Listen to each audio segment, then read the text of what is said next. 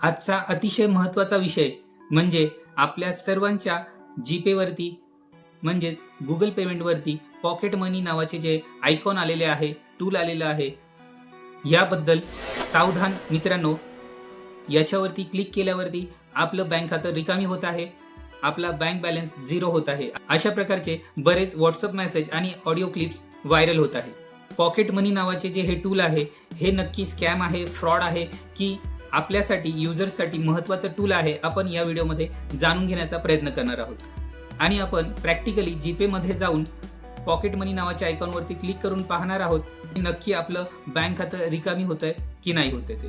मित्रांनो, अर्धवट माहिती, अर्धवट नॉलेज हे नेहमी आपल्यासाठी धोक्याचं असतं, तर त्यासाठी हा व्हिडिओ शेवटपर्यंत न स्किप करता नक्की पहा, म्हणजे आपल्याला पॉकेट मनी फीचरची संपूर्ण माहिती आपल्यापर्यंत पोहोचेल. जीपेमधील पॉकेट मनी नावाचं फीचर नेमकं काय आहे, हे कशा प्रकारे काम करतं, हे नक्की फ्रॉड आहे का, हे आपण पाहूयात. जीपेने म्हणजेच गुगल पेने NPCIच्या मदतीने UPI सर्कल हे फीचर लॉन्च केलं आहे आणि याचं सोप्या भाषेत पॉकेट मनी असं नाव ठेवलेलं आहे. मित्रांनो, आत्तापर्यंत नियम असा होता की ज्यांच्याकडे बँक अकाउंट असेल, बँक खातं असेल, त्यांनाच डिजिटल पेमेंट वापरता येत होतं. पण मित्रांनो, ह्या पॉकेट मनी नावाच्या फीचरमुळे आपल्याला आपलं बँक खातं जरी नसेल तरी आपल्याला डिजिटल पेमेंट वापरता येणार आहे. ते कसं वापरता येणार?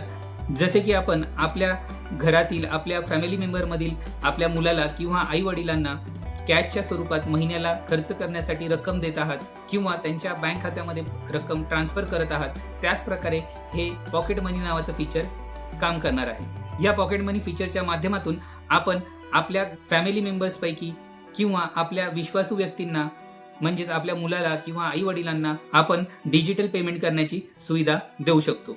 याद्वारे आपण एखादी ठराविक अमाऊंट म्हणजे लिमिट सेट करून ठेवू शकता. उदाहरणार्थ 15,000 रुपये आपण लिमिट जर सेट करून ठेवलं तर ती व्यक्ती 15,000 रुपये इतके महिन्याला तुमच्या अकाउंटमधून डिजिटल पेमेंटसाठी वापरू शकते.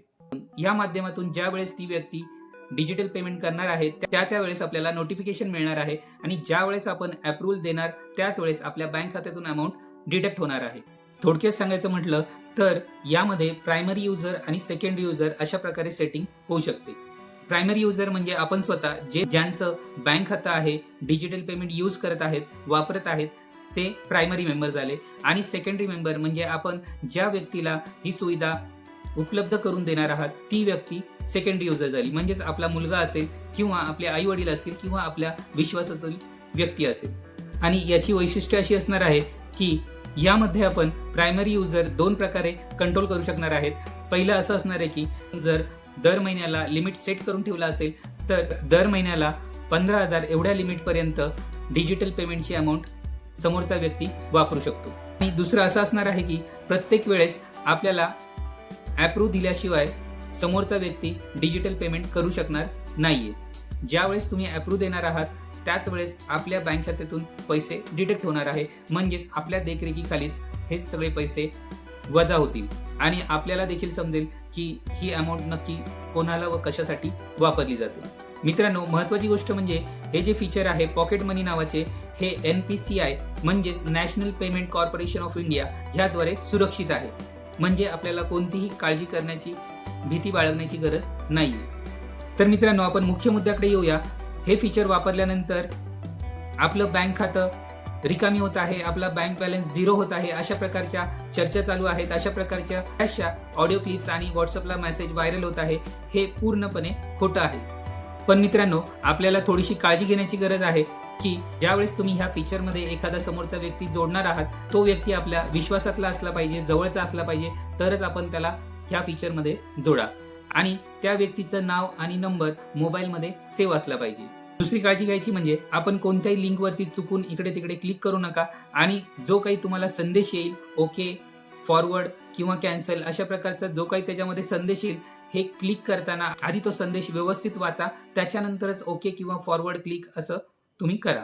मित्रांनो, आपण प्रॅक्टिकली पाहूया गुगल पेच्या पॉकेट मनी फीचरवरती क्लिक केल्यानंतर काय होणार आहे ते. मित्रांनो, आता आपण पाहूया जीपेमध्ये जाऊन पॉकेट मनी ॲपवरती क्लिक केल्यानंतर खरंच आपलं अकाउंट रिकामी होत आहे का, झिरो बॅलन्स होत आहे का ते.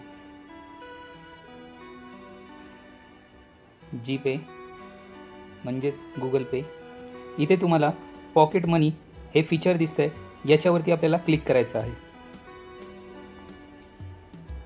याच्यावरती क्लिक केल्यानंतर आपल्याला समोर दिसतंय UPI सर्कल, खाली pocket money goes digital, you deduct a monthly limit, you can pay independently. त्याच्याखाली set up pocket money on UPI circle, त्याच्याखाली रिक्वेस्ट समवन टू सेटअप. तर अशा प्रकारे हे ऑप्शन्स तुम्हाला इथे दिसत आहेत. तर मित्रांनो, आपण पाहिलं कोणतंही याच्यामध्ये फ्रॉड झालेलं नाही आहे किंवा माझं बँक बॅलन्स रिकामी झालेलं नाही आहे. तर मित्रांनो, जर तुम्हाला याच्या पुढची सेटिंग कशी करायची असेल हे पाहायचं असेल तर तुम्ही आम्हाला कमेंट करू शकता.